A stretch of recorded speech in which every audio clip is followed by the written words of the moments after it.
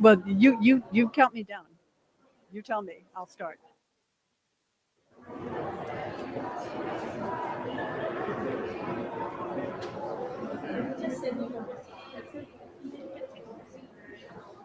Okay. Good morning and hello. My name is Pam Pearson. I'm the director of the International Cryosphere Climate Initiative. Welcome to the Cryosphere Pavilion and this event by the Government of Tajikistan on snow and ice in climate change. I want to welcome those watching virtually online, including at the hubs in Stockholm and Geneva. And I'd now like to turn this event over to the special envoy of the President of Tajikistan on water and climate, Sultan Rahimzoda. Mr. Ambassador, please.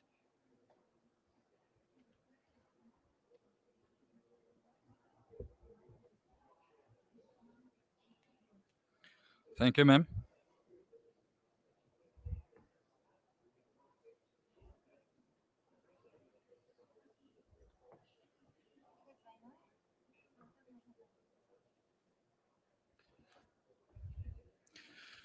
Your Excellency, Mr. Peter Italas, the Secretary General of World Meteorological Organization, Ms. Shamila Nair Baidulle, Assistant Director General for Natural Science, UNESCO, dear participants who are attending in person this event and online.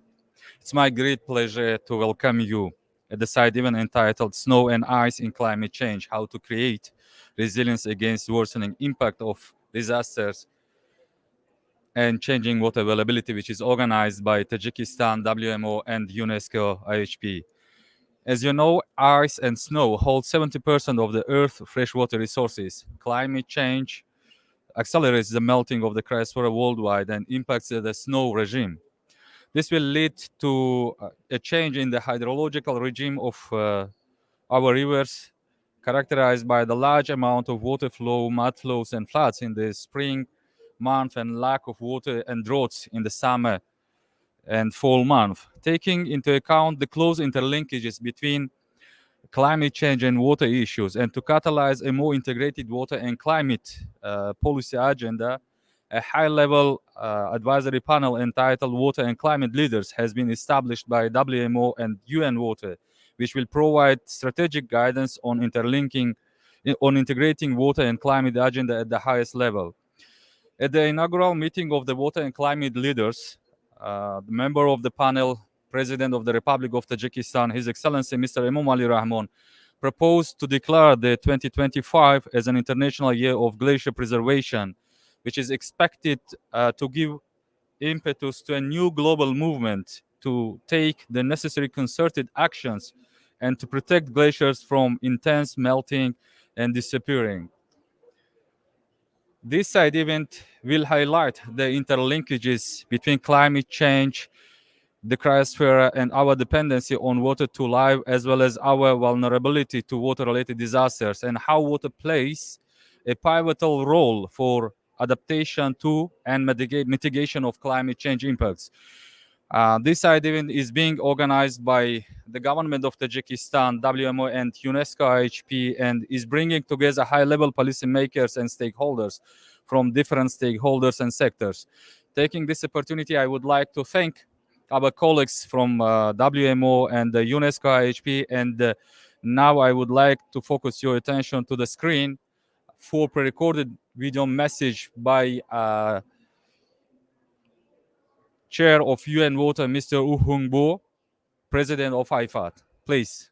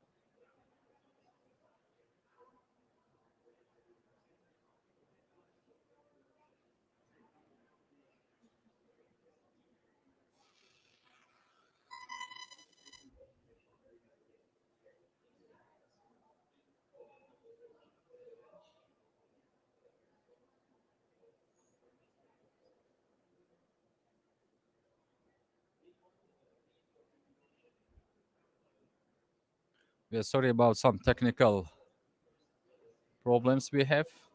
Hope it will works now.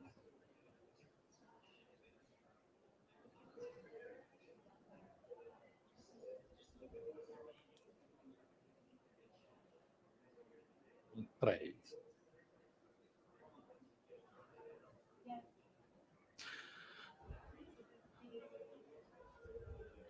While resolving this issue, maybe I will invite now His Excellency Mr. Peter Italas, the Secretary General of WMO, for his welcoming remarks. Please, Your Excellency.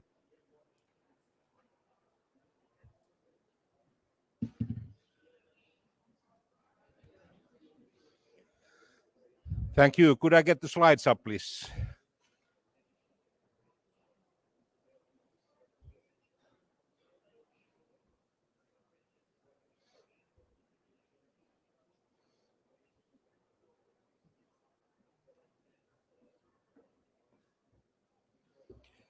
So, dear participants of this cryosphere event, first of all, I would like to thank the government of Tajikistan for organizing this, and you are, I would say, even a superpower in this hydrology issue. We highly value the work of government of Tajikistan, starting from your president and your minister for foreign affairs, and who is, by the way, a hydrologist, and also your Met service in Tajikistan is doing great job in this respect, and we highly value the work that you are carrying out. And we are also grateful for the presence of UNESCO here. Samila, it's a pleasure to see you here, and UNESCO has a role in climate science and education, and we are very much in charge of the operational things and climate related science on hydrology. I will show you some slides just to demonstrate what is why we are interested in cryosphere and snow and ice matters as well. So here you can see what has been happening to the water loss during the past 20 years, and you can see plenty of hotspots also in region of Tajikistan. It's you have lost already several centimeters of water, and you can see also some ice-covered areas here where you can see lots of color, and of course there are also some areas which have been gaining, but globally this picture is fairly alarming. So this is already something that has happened during the past 20 years. This is not only a scenario for the future. And if you look at the estimate of water consumption until 25, you can see that globally we expect to see more water available, and the trends are the opposite. And especially in Asia, you can see an estimation that there will be fairly dramatic growth. But globally, in all of the regions, we expect to see growth, but especially Asia is fairly striking here. And this is coming from the most recent IPCC report that we published last August. And there, what is one of the very important messages from that report is what's going to happen to the soil moisture, which is very much driving the agricultural conditions. And here you can see that the higher the warming is going to be, 1.5, 2 degrees, 4 degrees, the more we will have brownish color on the map, which indicates that we are going to suffer because of soil moisture. And one of the concerns related to climate change is what's going to happen to the food production capacity of our planet, and there we are quite concerned actually in all of these three options for the future. And of course, it has been demonstrated that 1.5 would be the most healthy option for the future. And there are also some regions where we expect to see more rainfall, like in central part of Africa, and also in central part of Asia, which is slightly good news, and also in India. But at the same time, this is coming from additional rainfall, which may indicate flooding related problems. And here is an estimation for how we are supposed to use water for irrigation and industry in the future. And you can see lots of color in the south of Himalayas, and that's one of the striking areas, and also in Central Asia where Tajikistan is located. You can see lots of color, and of course we know what has happened or has already happened to the Aral Sea, for example, which is one of the negative landmarks of hydrology worldwide. But that's also the case in western parts of South America and also western parts of North America, as you can see. And then we have water hotspots, and this is partly related to melting of glaciers. I was yesterday, we were publishing the status of climate report where we demonstrated that the melting of glaciers has been speeding up during recent decades, and that's bad news for the availability of water in the main rivers worldwide, in Himalayas, in Alps, Andes, and Rocky Mountains, and there are some hotspots, especially these South Asia and Eastern Asia hotspots. They cover more than 2 billion inhabitants, and that information should also motivate China and India to be active in climate mitigation. It's for the sake of their own welfare and also their own economic welfare from now on. And of course, you can see that Mediterranean region and Middle East, which have classically been hotspots, and also Central Asia, where Tajikistan is located, they are hotspots. And then we have again on the west coast of both Americas hotspots, and also in Southern Africa and parts of Australia. And water from cryosphere, that's highly important. This is demonstrating what is the importance of glaciers in Asia, and it's important that we are able to collaborate and we are able to handle these cross-boundary water resources in the proper way. And at the moment, there's, for example, friction between China and India, and also in Europe we have friction. In Africa, we have friction between Egypt and Ethiopia when it comes to certain dams. So this is something where also United Nations should play a role. And we have realized that there's one important Sustainable Development Goal, number 6, which is dealing with the water, and the implementation of that the goal is lagging behind, and that's why we have created Climate and Water Consortium to improve the hydrological observing systems, hydrological services, and also collaboration between countries. And we are grateful that many of our UN partners like UNESCO have decided to join, and we have also a group of heads of state. For example, the president of Tajikistan is and president of Hungary. They are members of this coalition. So we are supposed to improve the global observing systems, get financing for these activities, and also enhance this peaceful cooperation between countries, and also to have this, pay attention to this long-term monitoring of melting of glaciers and impacts of climate change in general. And the key messages, they are shown here. So every bit of warming matters. I was demonstrating that if we would be able to limit the warming to 1.5, that would be best for the welfare of mankind and also best for the global economy. And we can still mitigate this crisis, and we could revert some of the trends. But this melting of glaciers will continue for the coming hundreds of years anyhow, because we already have reached such a high level of carbon dioxide in the atmosphere. And this we would like to pay attention to these water and climate monitoring systems, and also enhance the cooperation between meteorological and hydrological players at the country level.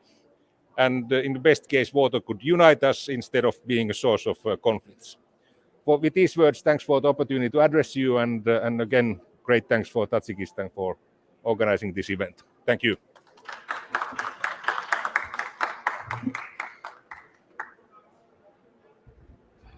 Thank you very much, Your Excellency.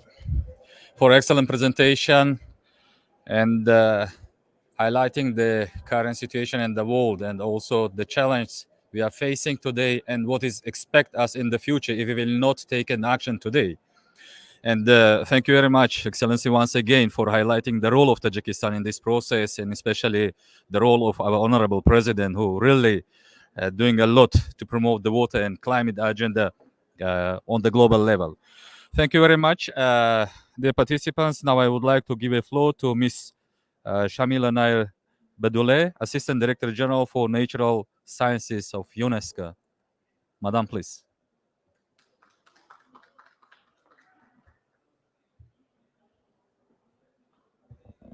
Your Excellencies, can you hear me? That's fine. Your Excellencies, ladies and gentlemen, good afternoon, good morning, good evening to all of you.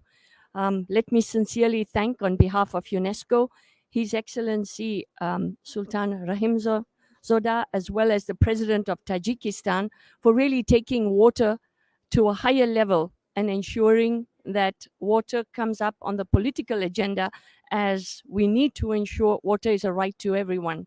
So protecting our mountains is extremely important. So congratulations to Tajikistan, and also thank you, Tajikistan, for the water decade.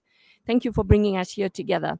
I would like to sincerely thank our partner in this case, which is also WMO, and our dear colleague, His Excellency Dr. Petri Talas, for giving us this opportunity as UNESCO to join you in this event.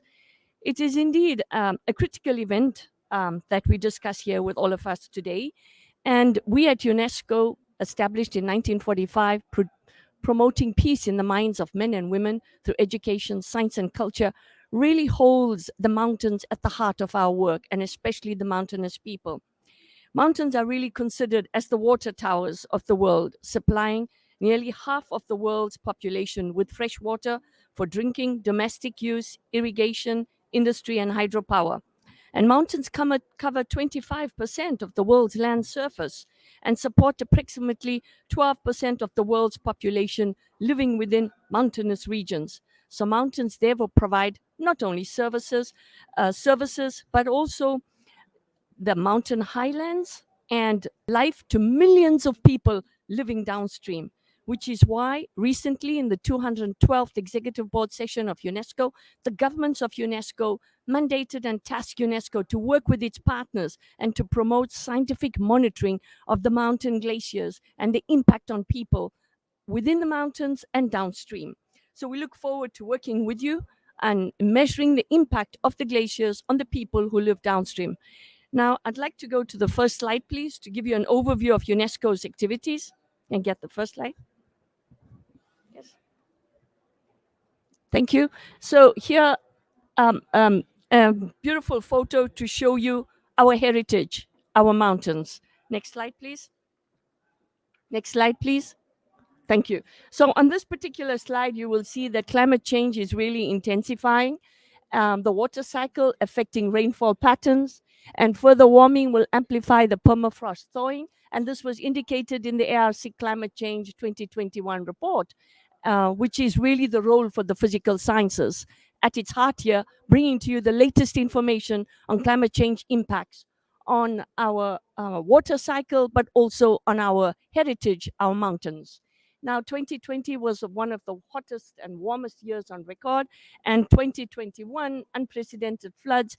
We have all witnessed this in Europe, South Asia, and in Africa. So we see an increase in frequency of climate-related disasters. Next slide, please. We have to go a bit faster. Thank you. Next slide, please. Thank you. So we can see here on this slide, and we'll make these slides available to you, the climate change impacts on snow glacier and water resources. We've heard from Dr. Petri Talas about the rapid glacier snow melting across the world and the impact on populations. And this is a global phenomena. So we need to act now and take action now if we really want to protect this heritage and its resources for future generations. In 1997, UNESCO 193 member states adopted a declaration of the responsibilities of current generations towards future generations. And this is exactly in it, and that's why we are here today, to talk about the impact on snow glaciers and water resources across the world. Next slide, please. Next slide. Thank you. So here you would see some of the work of UNESCO. UNESCO stands for Educational, Scientific, Cultural, and Communication Organization of the United Nations, a really specialized agency to promote cooperation. Here we notice on the left side is the robust assessment of the cryosphere, where we are promoting scientific knowledge through observatories, models, and synthesis. This is also in cooperation with the UN Water Family and also with WMO, our partners who are here with us today. This is looking at the understanding of climate change at local levels and addressing global challenges.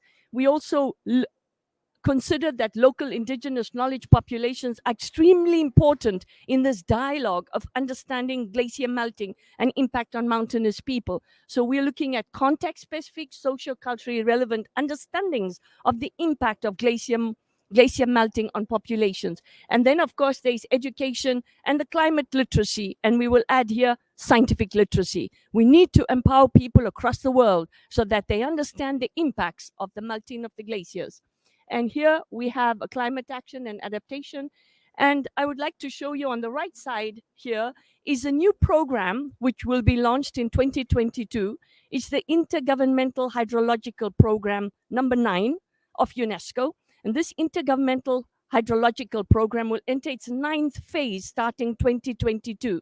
This program, which exists since over 50 years, looks at the hydrological cycle impacts on water across the world, but also provides technical capacity building to all countries in a changing environment. Next slide, please.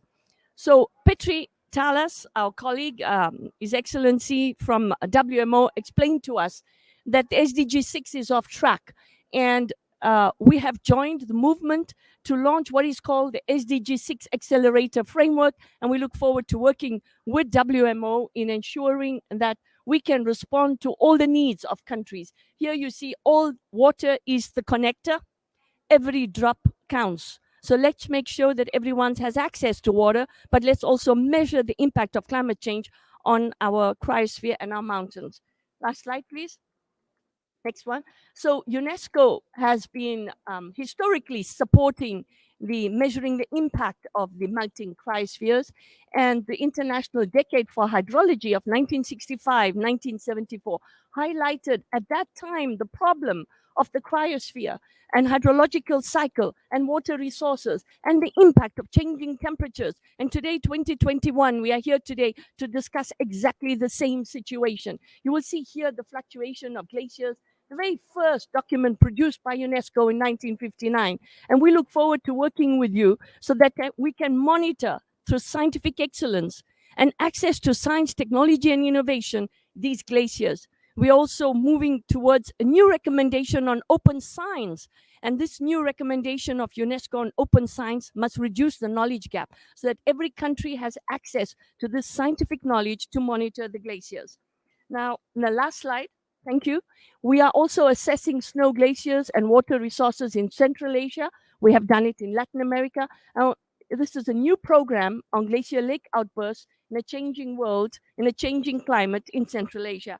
Now, I would like to just let you know that we are delighted as UNESCO to join in this movement. I want to sincerely thank once again the President of Tajikistan and His Excellency Rahimodza, who is with us here today, and our partner WMO for bringing us here together. We look forward to working with you. And as Petri had indicated, we are in a changing world.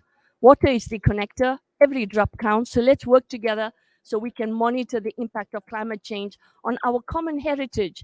And glaciers and the cryosphere is the heritage of humankind, and we need to ensure to leave behind this for future generations. Thank you once again, and look forward to working with you.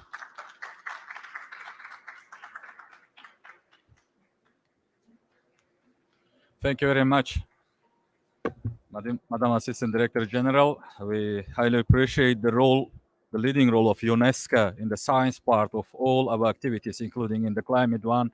And thank you highlighting again the role of Tajikistan and our Honorable President in this process. We hope, Mark, that our collaboration will continue to achieve the goals of the water decade, the climate resilient agenda, and the sustainable development itself. Thank you very much, dear participants. Now we have His Excellency Mr. Bahadur Sherali Zodeh, the Chairman, Minister of Environment Protection of the Republic of Tajikistan. Your Excellency, the floor is yours, please.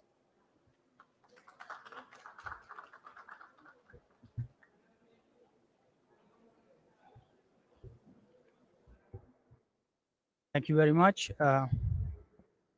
Distinguished delegates, ladies and gentlemen, at the beginning, I would like to welcome the initiative on creating resilience against the worsening impacts of disasters and changing water availability. And I'm grateful to the organizers of today's event for this initiative and for the invitation to participate in this important side event. The Republic of Tajikistan has abundant water resources, and the country forms about 60% of water resources of Central Asia. The main source of the water is the region's glacier resources, which is more than 60% located in the territory of Tajikistan. As a mountainous country where the bulk of the region's water resources are formed, glaciers and mountain ecosystems play an important role in ensuring sustainable development not only for Tajikistan but for the Central Asian region as a whole. In Tajikistan, where the 95% of electricity is generated by hydropower plants, water and energy are closely intertwined. Agricultural development is also highly water related, as more than 80% of agricultural production is produced using the irrigation.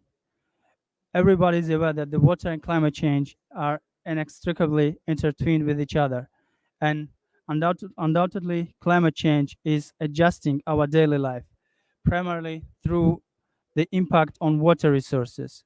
We believe that one of the main indicators of this process is the intense melting of glaciers due to the global warming.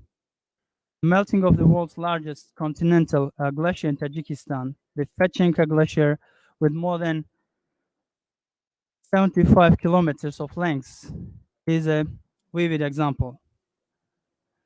Studies have shown that in the last 80 years alone, the Fechenka Glacier retreated by more than 1,000 meters and has decreased by 44 square kilometers.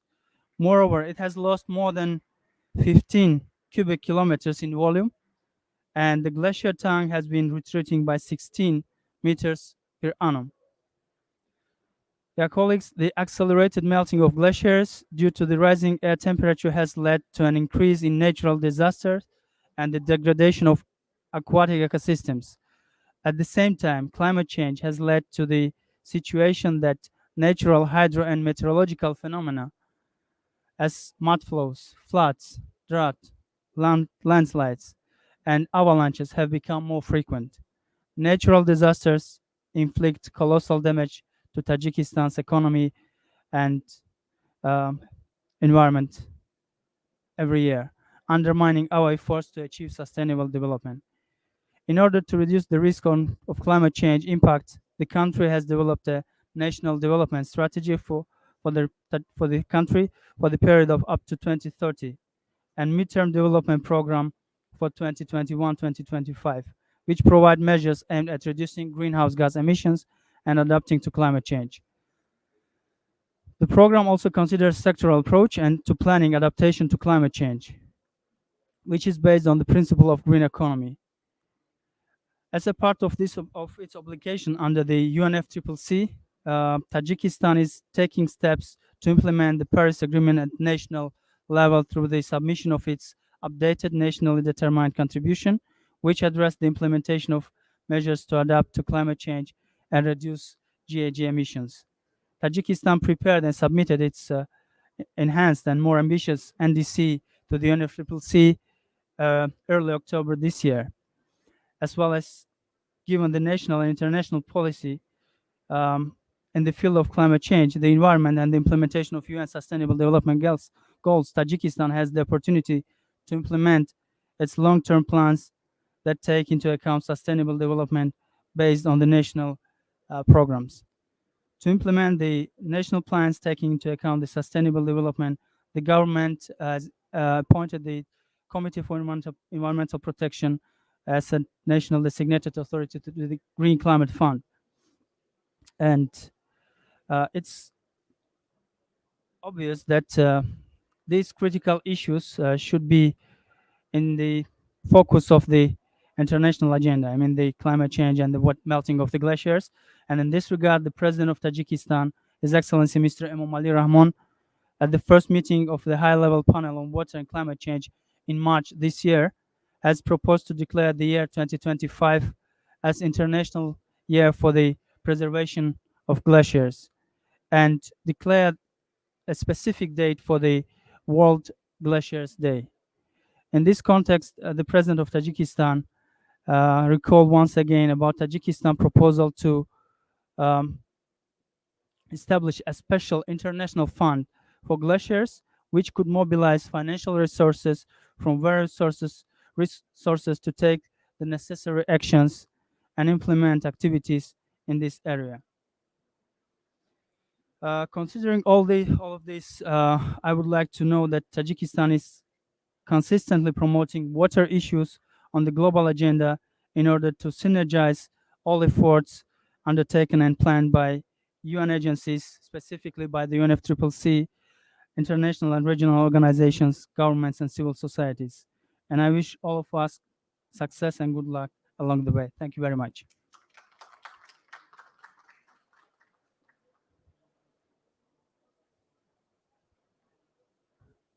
Thank you very much, Your Excellency. Once again, our appreciation for the leadership of our president, who is doing a lot for promoting water and climate issues on the global agenda.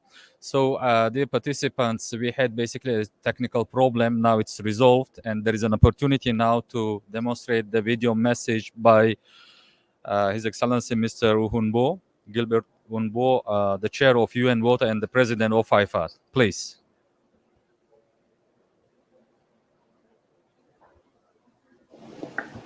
Excellencies, ladies and gentlemen, dear colleagues, what are the signs of climate change? Floods, water contamination, rising sea levels, drought, and wildfires. And they share one common thread: the increased presence or absence of water. Snow and ice help regulate the speed of the water cycle, both locally and globally. Today, around 2/3 of the world's fresh water is frozen, but glaciers, ice caps, and snowfields are melting faster and faster. This is a red flag.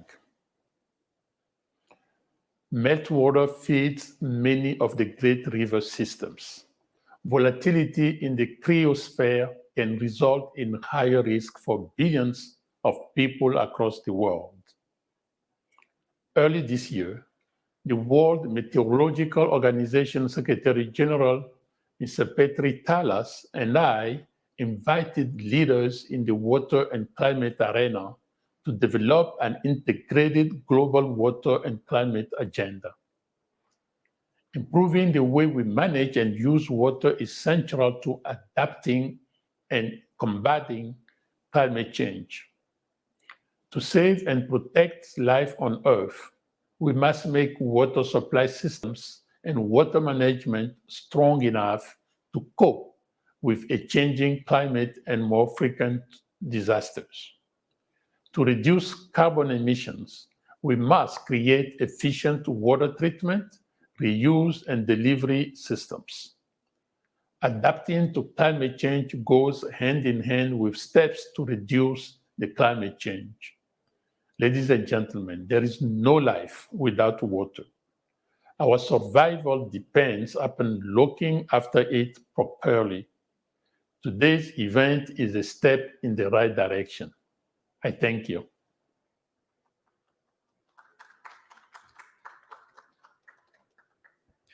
I also express our sincere appreciation to His Excellency Mr. Humbo for his inspiring address to the participants of our event. I would like to take this opportunity also on behalf of the organizers of this session, Tajikistan, WMO, and UNESCO, to thank the organizers of the Cryosphere Pavilion for providing this opportunity to have such a wonderful session today. We have very interesting agenda ahead of us during this session, and I would kindly now invite my friend Dr. Anil Mishra from UNESCO to further moderate our session. Please, Anil, thank you.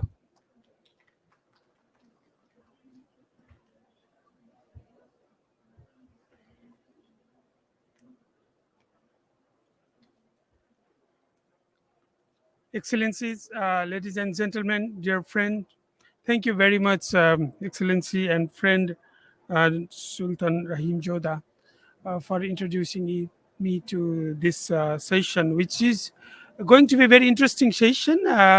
After listening high-level speaker from UNESCO WMO and His Excellency Bahadur Sir Ali Joda, now we need to go into action. As ADC Samila said, we need to really put water in the face of the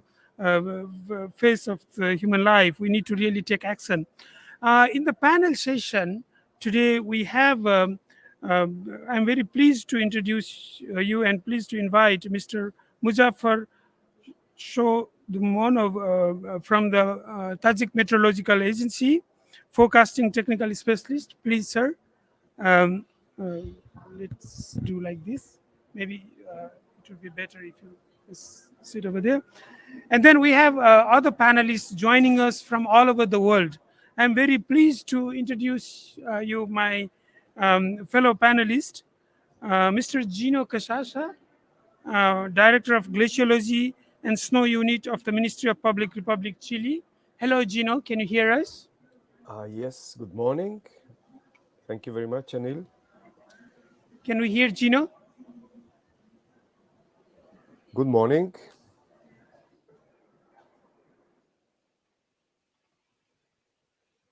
Hello. Well, Gino has been a great friend, but also a great scientist from Chile. He was one of the author of IPCC report earlier. He is now Director of Glaciology and Snow Unit of the Ministry of Public Work in Chile. So there is some technical issue.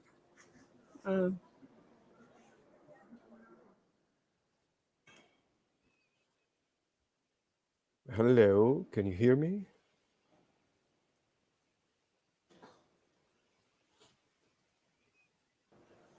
Okay. Okay, so let's move on. Well, while we fix a technical issue, the other friend and colleague, Miss Carolina Adler, Executive Director, Mountain Research Institute from Switzerland. Carolina has been very active in the mountain front. And last year, when there was a mountain summit organized, she was very active and we worked together. Hello, Carolina, can you hear us? Hello, Anil. Ladies and gentlemen, dear colleagues, thank you for the opportunity Can we hear to join Carolina? you. I can hear you. Yes. You can't hear me. We will move on. Stay online, Carolina. I hope we'll fix the technical problem. Okay. Then we will move to from Switzerland we'll move to mountain country to Nepal, and from Nepal we have Mr. Basanta Srestha, Director of Strategic Cooperation, International Center for Integrated Mountain Development, ICIMOD. Basanta. Yeah, namaste. This is Basanta Srestha. Very warm Can you greetings hear to us? all. Yeah, I can hear we you. can see you at least. Carolina well, but I'm not sure whether our voice is. We can see the audience. I can hear the you audience well. is able to see you. I hope we'll get connected to you soon. Okay. Stay online, please. Apologies for this technical hiccup. In the meantime,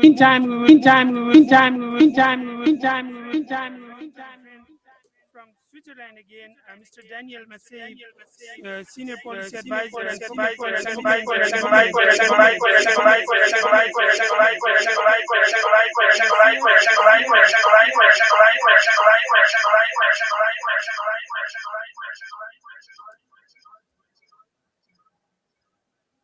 Well, we will fix the problem.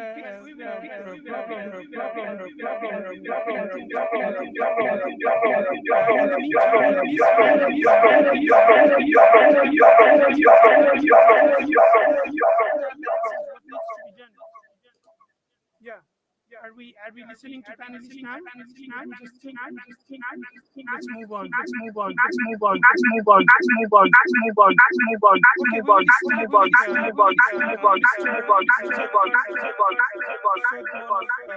the Tajikistan forecasting technical specialist, sir. You have heard the high-level speakers today.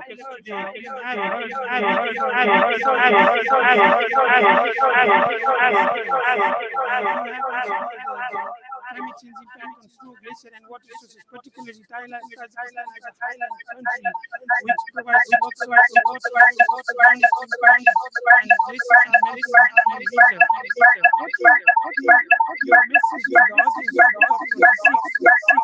What is the current status of preventing glacier rise in terms of how you are monitoring it and how you contribute to international cooperation? Sir, you have the floor. Thank you, Anil. Excellencies, ladies and gentlemen, it's a great pleasure for me to participate in this event.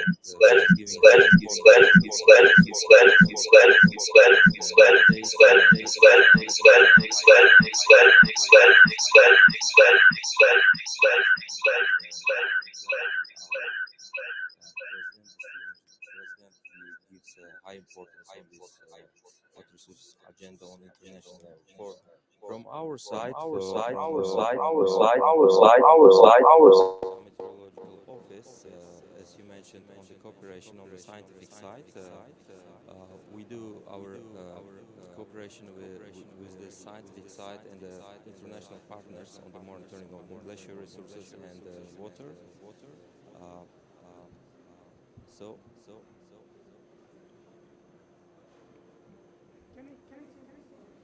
And nowadays, as was indicated from the statements of excellencies, most of the glaciers in Tajikistan are melting fast, and we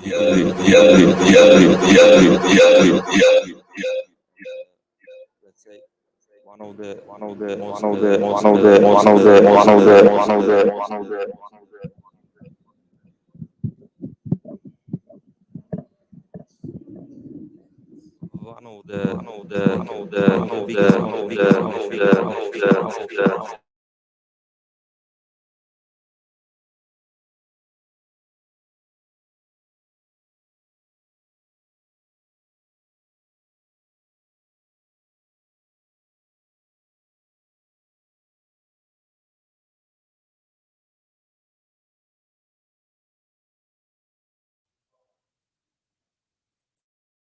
and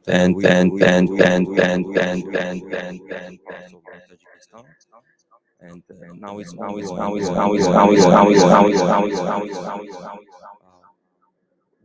do our monitoring of glacier, like on the dust the dust which are like settling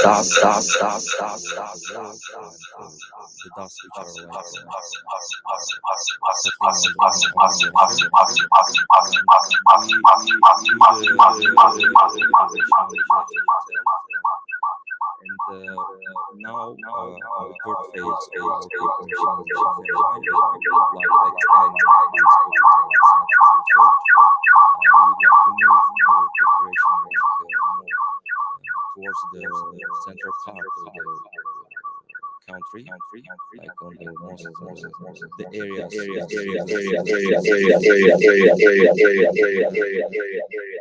Let's say the FMI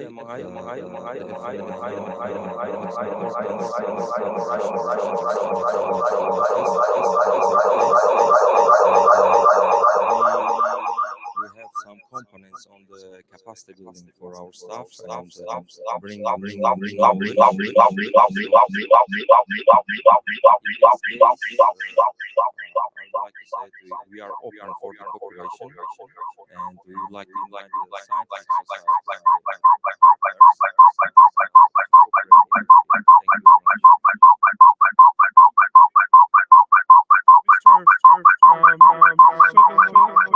Indeed, the scientific cooperation is very important, and the scientific knowledge needs to be provided to the region, to outside of the region.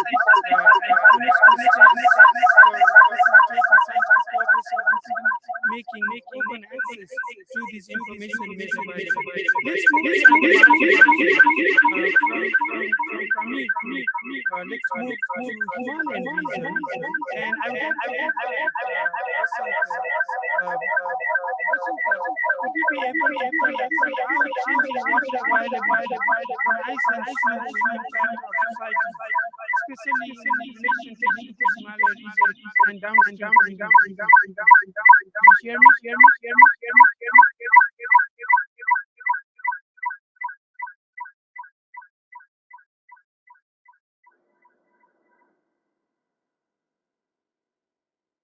Listen, can you hear me? Hello, yeah, how changing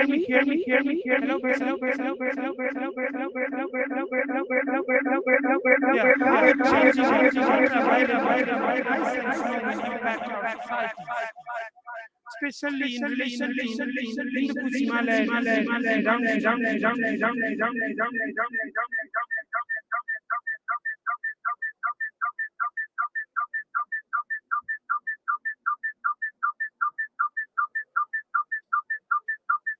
Okay, dear audience,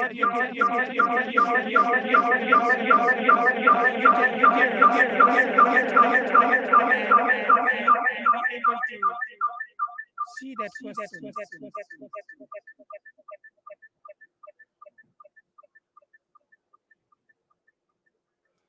Well, I'm sorry. Let's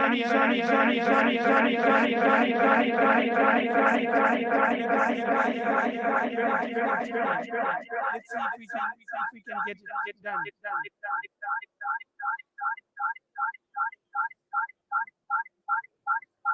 Where did you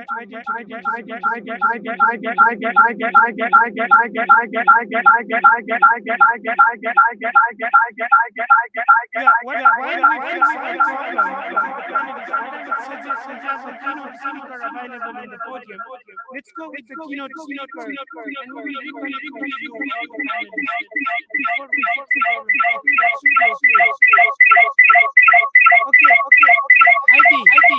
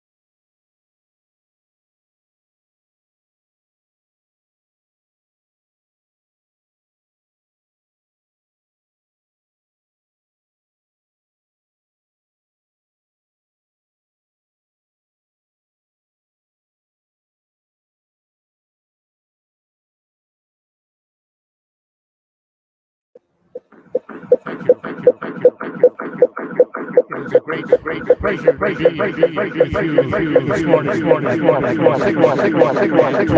present this plenary presentation. When we get the slides, director of the Global Water Future Program at the University of and so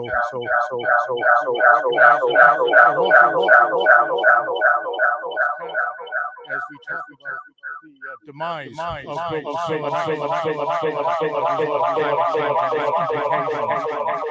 sustainability. So Global Water Program, which has a substantial integrated observation, data management, visualization, and prediction strategy. We have 60 water observatories across Canada and a large number of water models associated very tightly with the co-creation of knowledge with indigenous and small communities and cities and provinces through our knowledge mobilization strategy.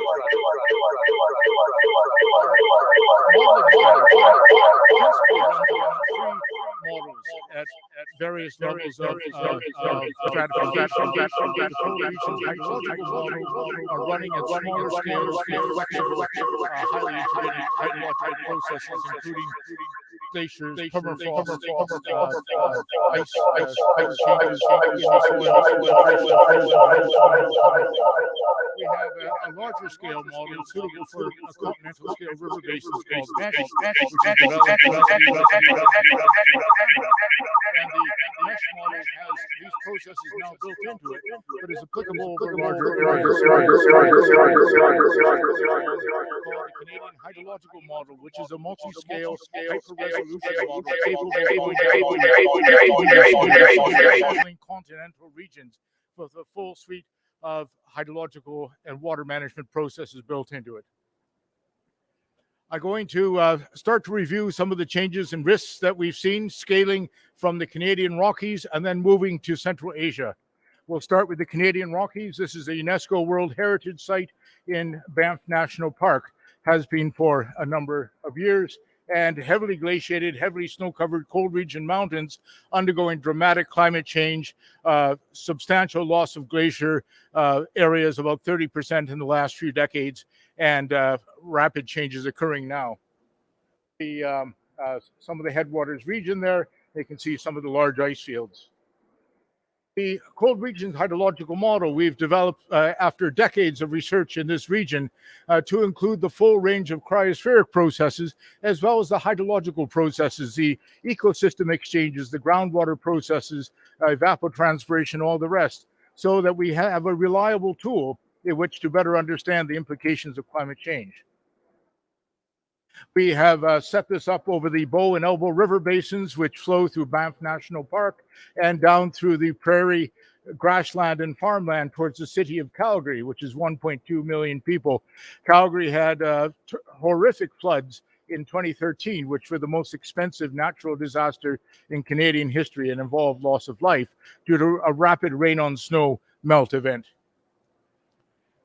We then can apply these models for current and future climates using dynamically downscaled atmospheric models. We use the weather research forecasting model applied at 4 kilometers resolution, which we run jointly with the National Center for Atmospheric Research in Colorado.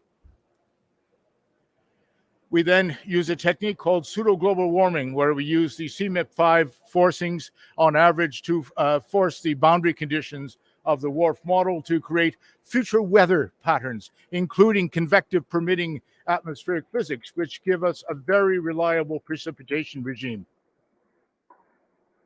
These are some of the results that we can see running WRF over Peyto Glacier for the end of the century under RCP 8.5. We see a dramatic decline in stream flow, an increase in evapotranspiration, and an increase in avalanching, changes in snowmelt, but primarily what we're seeing is the impact of deglaciation in the Peyto Glacier Basin. And I should say that Peyto Glacier has been instrumented heavily since 1965 as part of the International Hydrological Decade of UNESCO. When we start looking at the Bow River Basin snowpack changes, we see the low elevation basins are losing half of their snowpack by the end of the century. The colder high elevation areas, the increase in precipitation on average somewhat compensates for the increase in temperature, but not always. When we start to look at stream flow changes in here, the deglaciation remains this very strong signal even further downstream, as well as the loss of the spring snowpack. The change in timing is critically important for this region because the large irrigation districts in Alberta and Saskatchewan rely upon June snowmelt to drive their irrigation farming. Snowmelt coming in April or early May will not suit that system and would require a change in farming, a change in storage, problems that we'd rather not have. Let's go to the mesh model now. So now we're going to scale up and transfer the results from the CRIM model to this larger hydrological land surface scheme calculation procedure. And this is one that we can apply at continental scales. Critically, it has water management through irrigation and irrigation withdrawals built into this, but we've also modified it so it has glaciers, mountain slopes, as well as groundwater and all the other hydrological processes needed. We can drive mesh the same way over the Bow River Basin above Calgary at very high resolution. And when we start to look at the results for stream flow, we see greatly reduced glacier discharge by the end of the century, increased mountain discharge, reduced foothill and prairie discharge, and a shift forward of the stream flow timing by 1 month in this area. Again, this is not an absolute disaster for southern Alberta, but it is going to be problematic and an increase in variability because of the longer rainfall runoff regime that develops. When we take a look at the Bow River stream flows, you see what I mean. It's largely a timing shift. So let's now go to other parts of the world that are not as cold as Western Canada and that may have their own issues. We have a planetary water prediction initiative that we set up within Global Water Futures. It's linked to many institutions around the world and major programs such as WMO, UNESCO, Future Earth. We have several areas of extreme interest for us. One is the Andes in South America. The other is high altitude Asia, South Asia and Central Asia.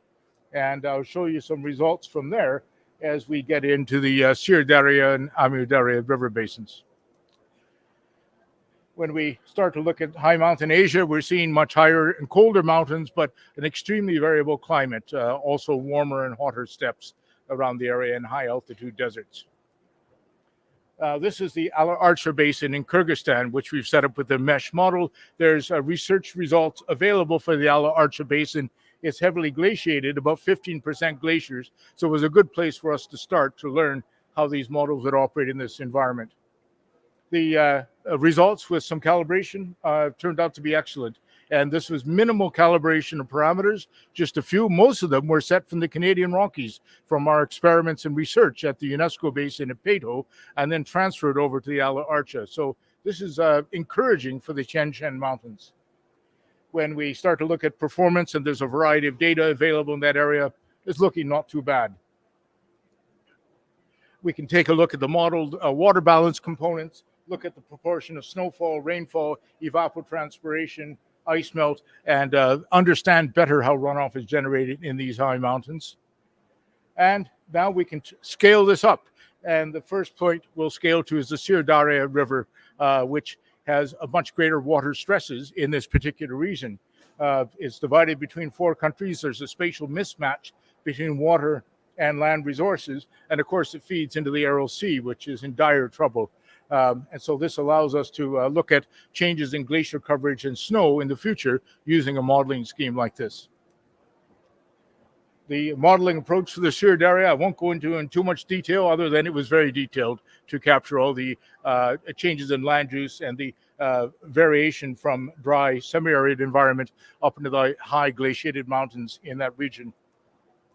And now we have to find out, all right, what's the future going to be? Well, using the KNMI Climate Change Atlas, we can take a look at the RCP 8.5 for future temperature conditions and temperature changes occurring in this region, which are quite high. We're seeing under 8.5 temperature increases of 5 to 6 degrees, depending upon the season.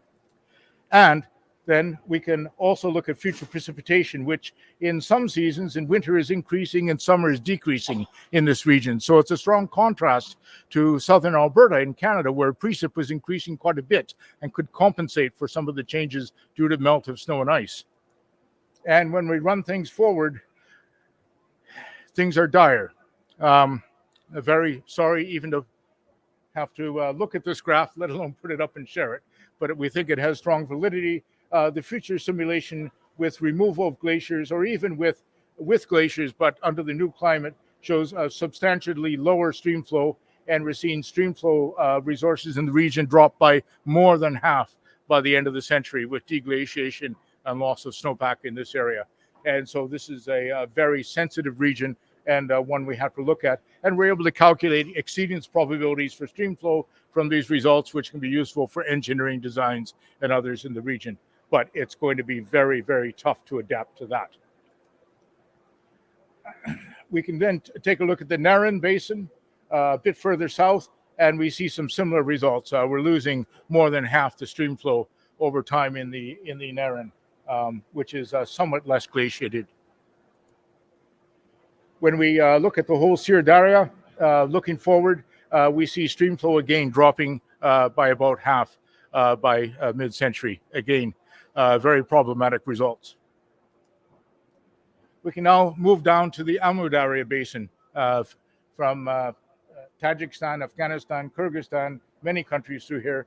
And we're just starting to set this up, but getting some early results. It's the setup on the Panj River Basin in the Pamirs.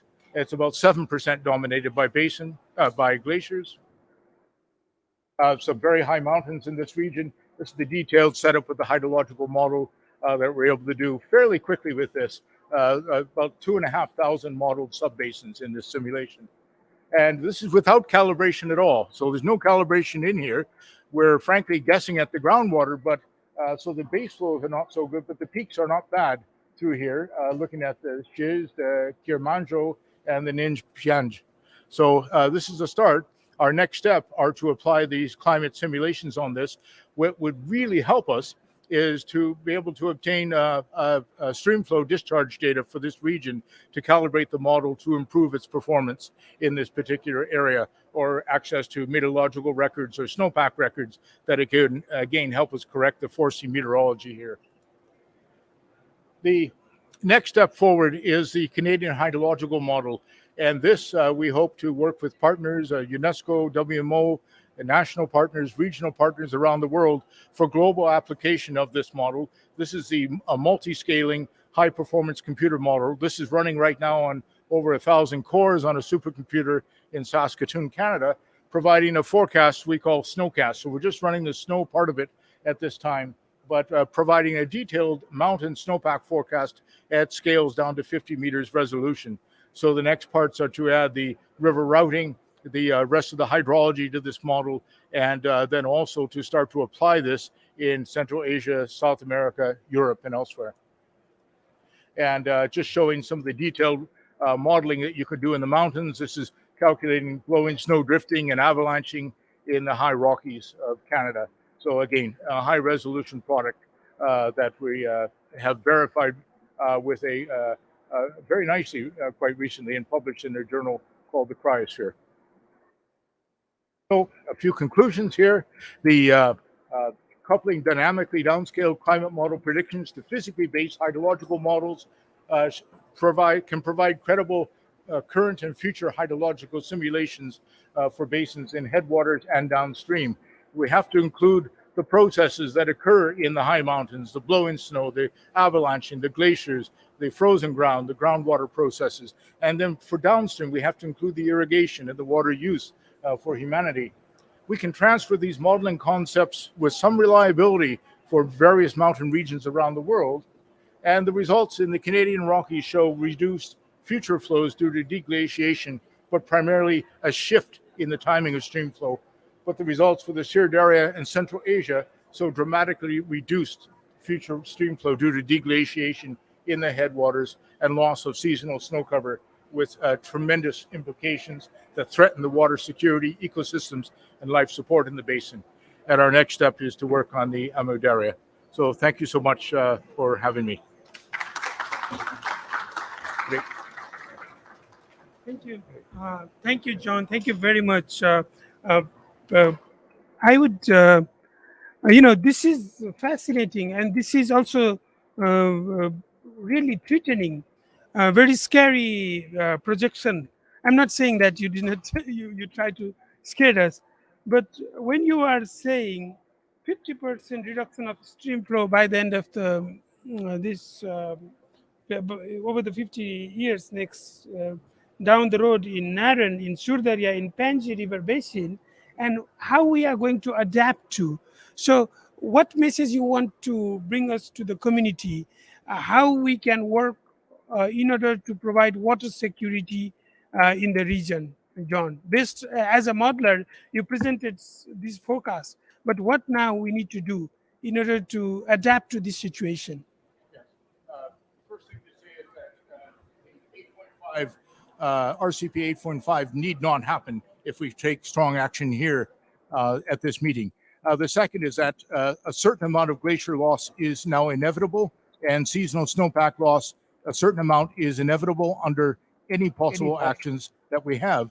And so then we have to look at how can societies be better suited for their future. One is to have information. Information is the key to our survival, and predictions that can allow governments to look at seasonal forecasts, to allow farmers to change their irrigation methods or change their cropping methods, to allow municipalities, provinces, and nation states to better manage their water, and to provide early warning, because with the loss of snow and ice in these mountains, that means more rainfall, and rainfall is dangerous. That's what caused that Calgary flood in 2013. That's what's caused so much damage throughout high mountains around the world, with vast loss of life. And so we need these prediction and forecast systems in place globally.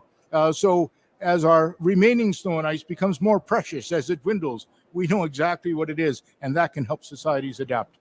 Thank you, John. I know that you had to run from the security to here. You are sweating. Thank you so much for wonderful presentation. We will come back to you. Please take a seat. I would like to bring back our panelists, and please park your question to John. First, we will try to bring back our panelists. Let's see. And again, I would like to apologize before our panelists who really patiently waited for us for this session to happen. But I would like to inform you that John was stuck in the security, in the entrance, and he had to run for here. So this delayed a little bit, but our colleagues who are handling this pavilion told us now we may have a sound system back. So we will try to have some interaction with you. So let's start with Carolina. Are you with us? Can you hear me? I can hear you fine, Anil, and I hope we can all hear me this time. Very much, Carolina. So I use Carolina. She's the director of a mountain research initiative, somebody who has a mountain in her passion, and also she contributed to IPCC work. Carolina, what is the importance of education and capacity building, particularly when you heard now John saying and presenting these scenarios to enhance monitoring of snow, glacier, and water sources in different regions, as you head the organization which looks after mountain research in different regions globally, and how we can make our societies resilient to climate change impact. Over to you, Carolina. Thanks very much for the question, Anil, and I'll respond in two parts. So the first one, I fully concur with my colleague, John Pomeroy. This is also a conclusion we reached at the High Mountain Summit that we co-chaired 2 years ago at the auspice of the WMO. Education and capacity building to support monitoring efforts is hugely important. As pledges and commitments now to implement climate action are being made against targets under the Paris Agreement, we enter a very crucial period in which monitoring the pace and extent of this implementation and their effects are key indicators for us to be able to characterize progress. The question is whether our monitoring and reporting frameworks are really fit for purpose. So when answering this question specifically for mountain regions, this would largely depend on that regional context. The resources and capacities for monitoring efforts differ vastly between mountain regions. And here, international exchange and collaboration, for instance, as facilitated and coordinated by various international networks that also include the efforts made by the Mountain Research Initiative, will be important to leverage as a community, since many of these networks already fulfill this function. And here it makes sense for us to work in those synergies, given that we have limited resources, to be able to scale these efforts, it's important for us to work in conjunction with each other's efforts. And as for your second question, as to how to make resilient societies resilient to climate change impacts, well, this would largely depend on whether and how we can adapt to these changes and their impacts. So mountain communities have been adapting for centuries to very extreme conditions, but these adaptive capacities are reaching their limits. Broadly speaking, under the current pace and change we are now experiencing, which is remarkably fast. Our biggest window of opportunity for adaptation and therefore resilience will come under limiting warming levels to no more than 1.5 degrees, rather than at higher warming levels. This was a crucial conclusion that we reached as part of the High Mountain Areas chapter we wrote for the IPCC Special Report on the Ocean and Cryosphere in a Changing Climate, or ESROC. And therefore, at 1.1 degrees of current warming levels, and seeing the extent of impacts and losses, damages that we are already experiencing in mountains, then ambitious mitigation efforts are indispensable to support adaptation and resilience going forward. Adaptation and mitigation go hand in hand, and this is now at the time for that to happen for mountains as well. Thanks, Anil. Thank you, Carolina. Indeed, what you said, mountain communities probably adapting from centuries. So there comes also local and indigenous knowledge. Of course, in the current pace of global warming, we have to work together with the indigenous community. I'll come back to you. Now, I would like to go to Andean mountain. Gino, you've been involved in several studies in the Andes, also contributed to IPCC. What is the current situation of glacier melt in the Andes region, and what can you offer to international community based on your experiences, particularly climate change impact on water resources, especially glaciers and snowcap? Gino. Thank you, Anil. Can you hear me okay?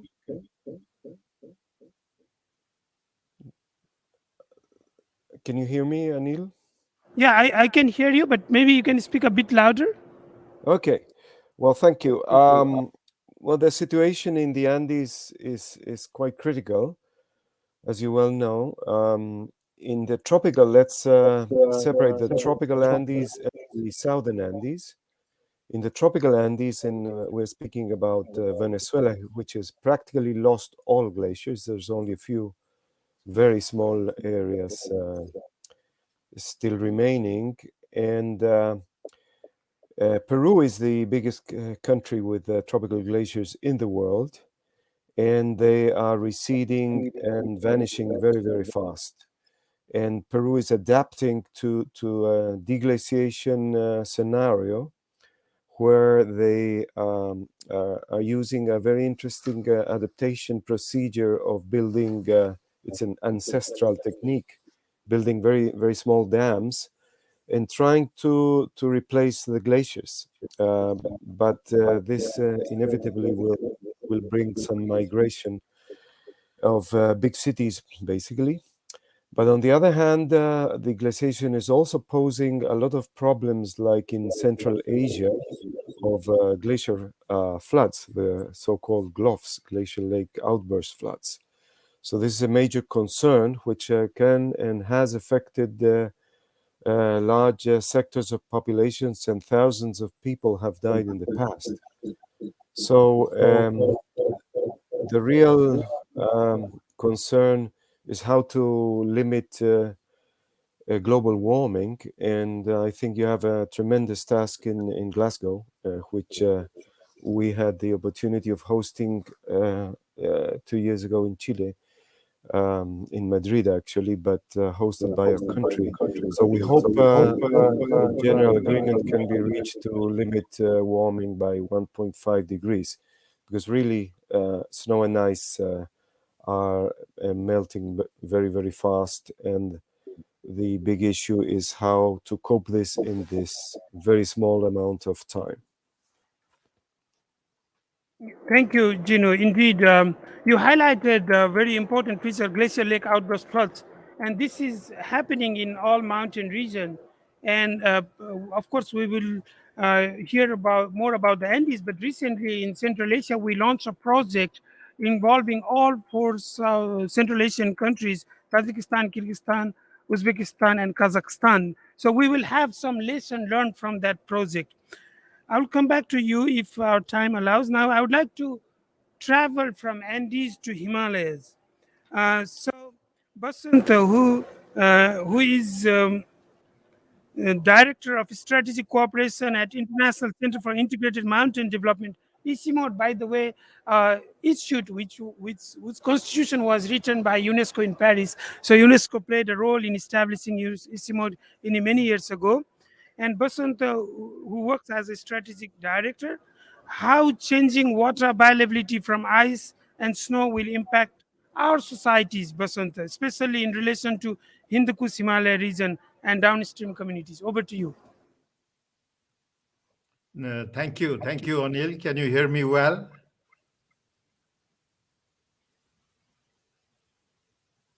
Thank you for including the perspective from the Hindu Kush Himalaya. As you know, the Hindu Kush Himalaya,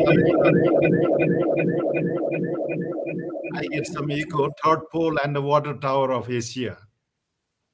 And it acts as a life support for 2 billion people, not only people living in the mountains, but a large population downstream. From the climate change perspective, even 1.5 degrees Celsius is too hot for the mountains, as revealed by Hindu Kush Himalaya assessment report last year. As climate change is rising to a crisis level, I believe it will have a detrimental impact on the future water availability. It has serious consequences on the lives and livelihoods of people, its economies, and also to be able to ensure ecological integrity of the Himalayan ecosystem. Having said this, perhaps I would like to pinpoint 4 key areas that will impact our societies and especially the mountain communities and also the downstream communities. One, from the agricultural perspective. Water and food share a very strong nexus, and agriculture being a major contributor to the GDP of the Hindu Kush Himalaya countries, that could suffer the most and giving rise to impending food insecurity.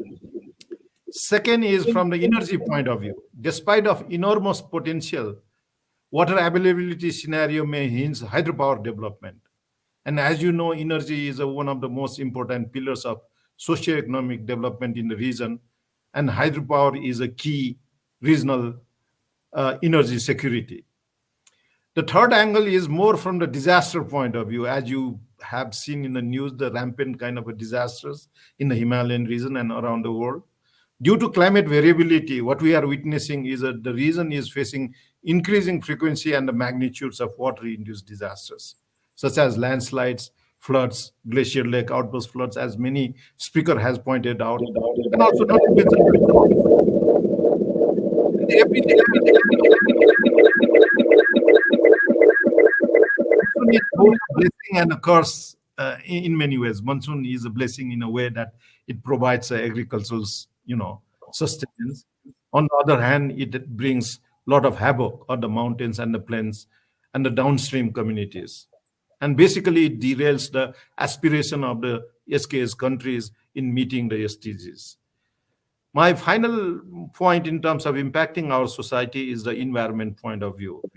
The water provided ecosystem services, especially the freshwater ecosystem, largely depend upon the specific flow regimes of the river and the mega rivers passing through, and it may hinder to ensure ecosystem services in the riparian areas, with a large population, more than 1 billion population living downstream. Last but not least, I think water resources is a complex topic as we are dwelling today, water and at the Cryosphere Pavilion. And it often has a transboundary implication, as some previous speakers have pointed out.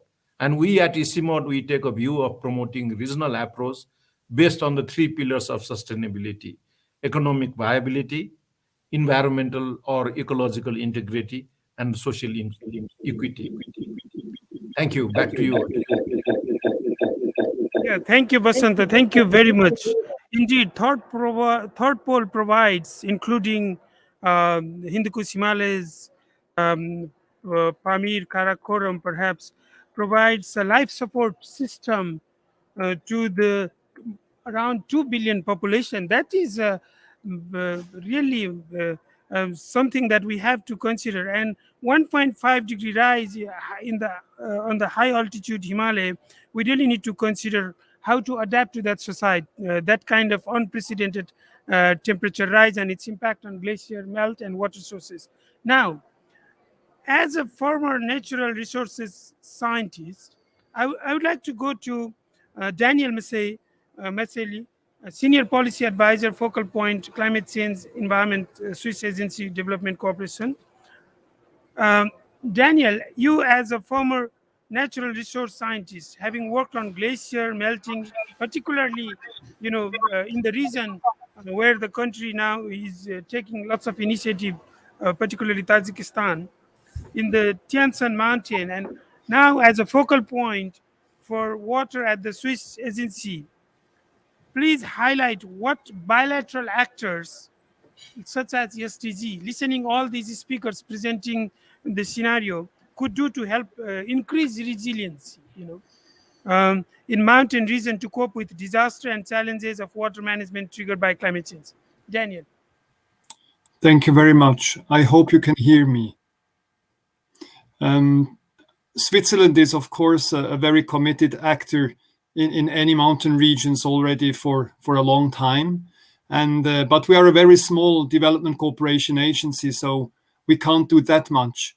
I think that besides the specific projects and programs that support mountainous regions and include also specific actions on glaciers like the glaciers in the Andes, or also other projects like ones on early warning systems, for instance, we need to be much broader in addressing the climate change issue. In this sense, the Swiss Agency for Development Cooperation has been developing a tool that is called Climate, Environment, and Disaster Risk Integration Guidance. We call it short CEDRIC with a C, and it has its website .org. We use that as a mainstreaming tool, and all our programs, projects, and even strategies have to use this tool and integrate climate change adaptation and climate change mitigation alike in all the planning and all the activities. We cannot address this issue of melting glaciers and the vanishing cryosphere just in the mountainous countries. We have to do it at the global level. A second possibility, which is modest but is important because it affects our way of thinking and acting, is to try to reduce our own CO2 or energy, water, natural resource footprint as an agency, foremost with us, ourselves, the staff, and the ways we function with our embassies in the different countries. But we need to be giving an example by reducing our travels, by promoting more hybrid and virtual exchanges as we're doing right now. And I also think that we should favor local participation and expertise rather than flying in, as we have been doing for a long time, experts from far distances. There are other ways to tap on their expertise and knowledge, I think. Another point that is very dear to the SDC now is to include young people. We have been promoting that for quite a long time. Some of you might have seen the 125 postcards we displayed on the Aletsch Glacier in November 2018, so 2 years back. And we want to mobilize youth, but not only to speak up, but also to help walk the talk. We recently launched the so-called 1 Million Youth Actions Challenge, shortly 1 MIAC, which has its own website. And we are trying to mobilize 1 million young people to make contributions, concrete ones, to SDG 6 on water, 12 on consumption and production, 13 on climate change, and 15 on biodiversity. These are 3 examples of avenues where, as a small bilateral actor, we can try to make our contribution to reduce global warming, to help vulnerable communities to be more resilient and to adapt as far as they can, as Carolina said, but then foremost also to try to do our own homework.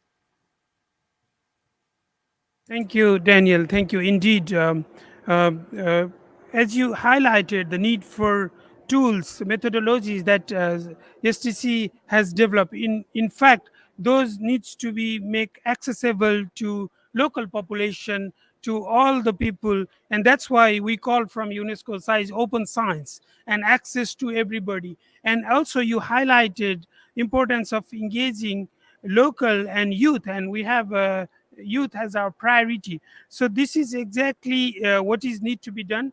As Daniel, you have highlighted, we are trying to adapt virtually. But now I would like to go back to panelists and speaker. Your one key message to COP26, because not many people are here. There are restrictions. We were fortunate enough to be here, but there are many people around the world who could not come here. So we have to represent them. And as UNESCO, we represent all the countries from all over the world. So I would like to ask our speakers and panelists, we start with our panelists, and also I will invite our speakers to say their one key message to COP26. And after that, I will hand over to close this session to my colleague and friend, Johannes Kuhlmann, Director of Water and Crash for WMO. So let me start. Carolina, what is your one key message to COP26? Thank you, Anil. Much of what I wanted to say has already been said by my esteemed colleagues, but if there's one key message, is to take this as an opportunity. We only have a limited time to allow adaptation to do its thing. Therefore, we need to take action now for mountains, the ecosystems, and the people that depend on them everywhere around the world. Thank you. I want to give also some audience. Do we have a no? Yeah, so I would like to invite our panelists, your key message, sir. One key message for COP26. So my key message for the COP26 is to strengthen the cooperation in the technology transfer and the knowledge. It was mentioned with the panelists that the methodology and the capacity building is the key issue now. Thank you. Thank you. Anybody from the audience side, youth, any participants wants to say their key message to this snow and ice? Sorry. Anybody from the audience would like to say key message to this session? You are welcome. If not, I would like to invite ADG Samila to say her key message.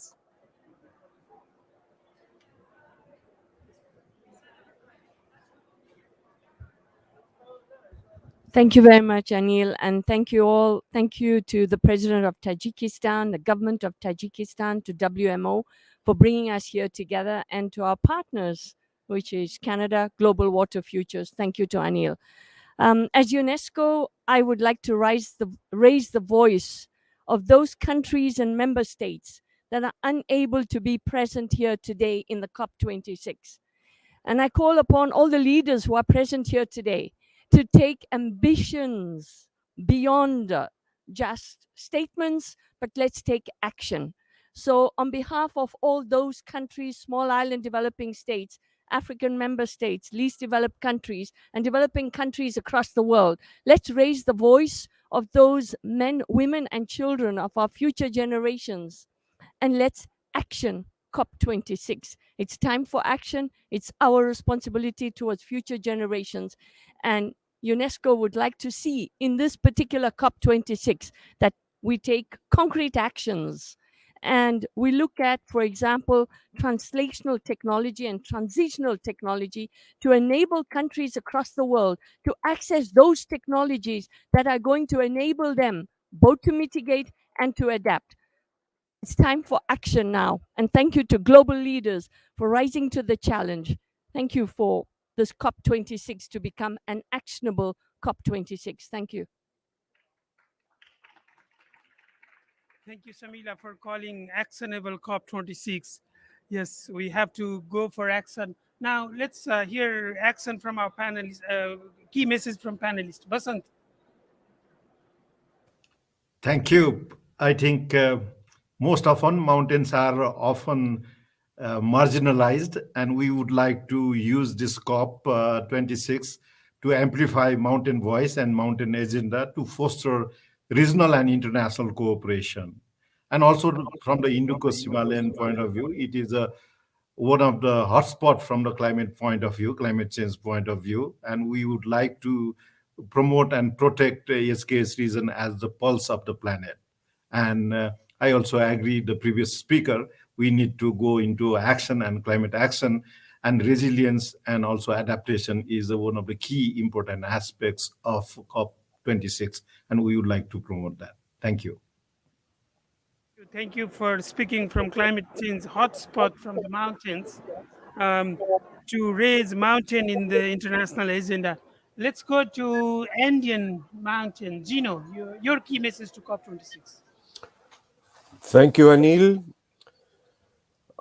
In fact, the rate at which changes are occurring is my key message. Although there are natural changes, by far these anthropogenic changes far exceed the natural changes, and the chances for adaptation are less and less. So the clock is ticking, and I totally agree, action must be taken by nations, and otherwise especially underdeveloped and developing nations and poor communities are suffering and will suffer even more.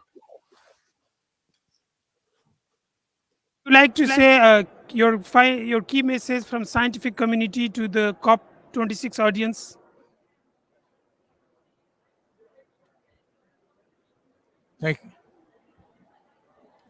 Thank you. From the scientific community, the evidence for us has been clear for decades of the massive disaster that we're entering. However, right now, we still have a moment for humanity to save this planet, to save our snow and ice, to save our humanity and our ecosystems, our food, and our energy. But we have to act very, very quickly.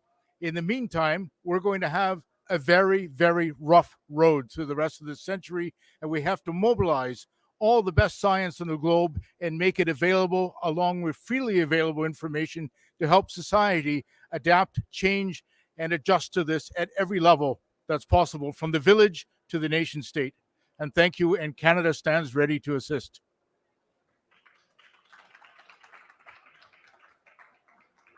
Thank you, John, for making a scientific community voice loud and clear that information needs to be available to every layer.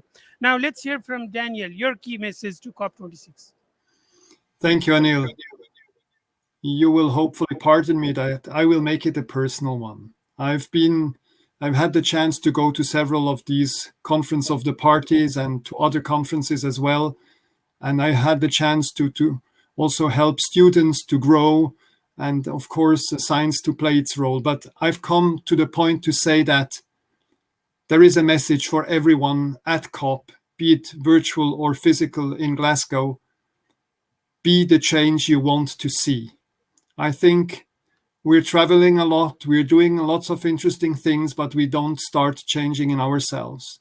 And as long as we're telling the others what should be done and provide more evidence for what should have been started already a long time ago, we won't see the change. So my short message is, be the change yourself you want to see in the world.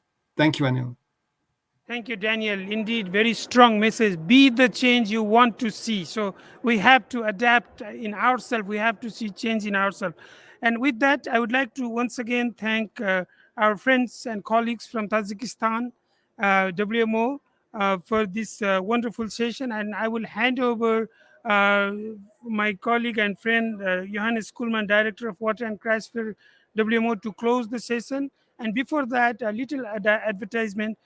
Please come back to this pavilion late in the evening for cold region warming exhibition we are doing with University of Saskatoon, a science and art amalgamation. Please come back this evening at 7:30 p.m. Johannes, over to you. Yeah, thanks, Anil. Everything has been said and explained. I think I don't think I need to do a long intervention here. It's clear our glaciers are a non-renewable resource for our generation and the next. That's not going to change. That's a fact. So we need to really start acting like glaciers are a non-renewable resource. That's a key message, I think, that drops. And we know in Switzerland, I live in Switzerland now, the loss that we have from our environment, the water loss, is more than the Swiss people altogether consume in fresh water every year. So we are dewaterizing our environment at the moment, and that is not sustainable, neither for social issues, nor for economies, nor for the environment, nor for mitigation, because we need functioning ecosystems to bring down the CO2 levels that we have already blasted into the atmosphere. So the key message is clear. We have heard solution parts today. And I think what needs to be done is that we work together now in bringing what John has explained in terms of science awareness to what Daniel has mentioned in terms of, okay, what is the local level? What do we do at the local level with this awareness? We need to, we have heard from our colleague from ICMOD what are the main action areas that we need to address. And we just have to do that now. One vehicle that we can do is the Water and Climate Coalition that UNESCO is co-leading with Tajikistan and us. Come join us in that coalition, make the political impact. We need a step change in how we do things that we need to agree on in 2023 in the conference in New York. The midterm review of the water decade, our chance to really have a step change in how the world looks at these things. There will be an event tomorrow at 11 a.m. in room 4 where the Tajik president will be present. Our SG will be there. The Hungarian president will address the COP. So be there if you can tomorrow, 11 a.m. in room 4. And yeah, join us for making the change we need to make. So thanks for Cryosphere people to give us this opportunity here. We need to, of course, thank our panelists, our keynote speakers. Shamila, thanks for making it here. Thanks for staying with us. Sanoy, all the people who are involved. John, you flew over from Canada to help us changing things. Daniel, thanks for being online. Carolina, Basanta, Gino, we have all these cool people around. Thanks and enjoy the COP and be the change you want to see.